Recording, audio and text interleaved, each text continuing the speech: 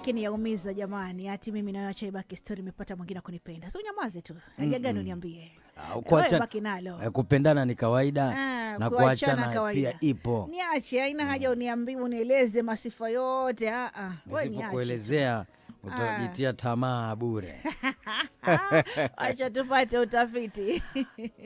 Kwenye utafiti siku ya leo. Nama. Nikuulize. Niulize. Kati ya mke na mume. Kati ya mke na mume. Yupi unadhani kwamba wakiwa wameoana? Naam. Yupi ambayo unaamini kabisa na unadhani kwamba yeye ndo hukimbilia mamake kwanza haraka? Mmekosana pale. Lakini unaidhani kwamba yeye hukimbilia mamake haraka kabisa, kumweleza mamake kwamba basi mimi nimekuwa hivi mama. Unadhani ni nani? Mume. Mwanamume. Mwanamume nambari mosi. Aya we. Hivi viumbe. Sijui mbona wanaume wako na ile masculine. Kwa sababu wameumbwa hivyo. Ndiyo. Lakini kuna kale ka weak point ndani yao. Kitu kidogo washakimbia. Mwanamke sio rahisi. Naweza kuwa wamekosana na mumewe, lakini sio rahisi kukimbilia kwa mama kwenda kusema, lakini mwanaume.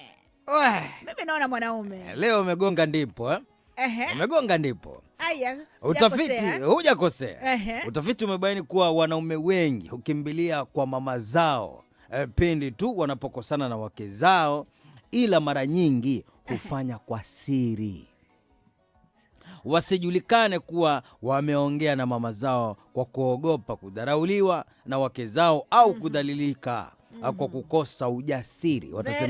Wataonekana hawana ujasiri, 100%. wataonekana wako very weak, na sasa wakienda kwa mama zao huenda kwa siri 100%. Ila kwa kweli asilimia kubwa sana basi hao wanaume hukimbilia kwa mama zao pindi tu wanapokosana na wake zao. Very true. Very true. Sijui mbone, lakini wanaume wengi hukimbilia mama zao. Na si ati utajua kwamba ameenda kwa mamake kusema ile story. Wanaenda kisirisiri. Ukipeleka ama wakati ule ukiongea, ashafika huko kitambo leo. Mama anajua kitambo sana. Ya kucheki tu. Wajua ni kwa sababu gani? Ni kwa sababu yeye ndo amekuoa. Wewe mwanadada umeolewa pale. Wewe ndo umeolewa. Kwa hivyo wewe kwanza wewe unaambiwa kabisa, hata siku ile ya kama kuhaswa ama kuolewa, unaambiwa kabisa mkikosana basi huyo wako na kwa babako, basi ukaseme kwa babako. Ukikimbilia kwa babako, kwa mamako, ukienda kwa babako atakuangalia aseme, sasa ni mwanamume gani nilizaa huyo?